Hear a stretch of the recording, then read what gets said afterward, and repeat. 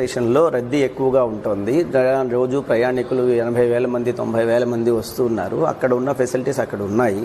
కానీ ఒక తిరుపతితో పాటు పక్కనున్న రైల్వే స్టేషన్స్ని మిగతా ప్రయాణికులకి భక్తులకి వాళ్ళకి సౌకర్యార్థం డెవలప్ చేసే భాగంలో ఆ చేసే ప్రణాళికలో భాగంగా 120 కోట్లు పెట్టి మన తిరుచానూరు రైల్వే స్టేషన్ని డెవలప్ చేయడం జరిగింది.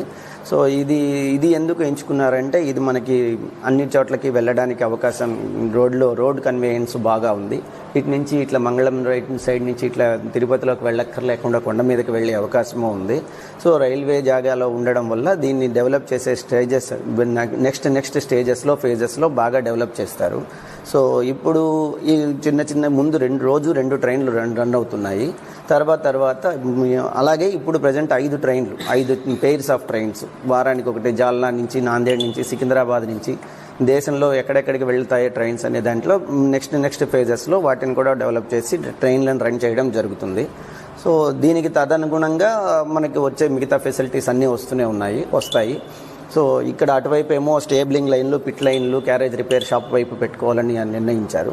ఇటుపక్క ఇంకా డెవలప్ చేసి స్టాండ్లు, కన్వేయన్స్ మిగతావన్నీ ఇటుపక్క జనరేట్ చేసి రాను ఒక్కొక్క ఫేజ్లో తిరుచానూరు రైల్వే స్టేషన్ రాబోయే 20-30 సంవత్సరాల్లో బాగా డెవలప్ చేసి ప్రయాణికులకి అందుబాటులో తీసుకొస్తారు.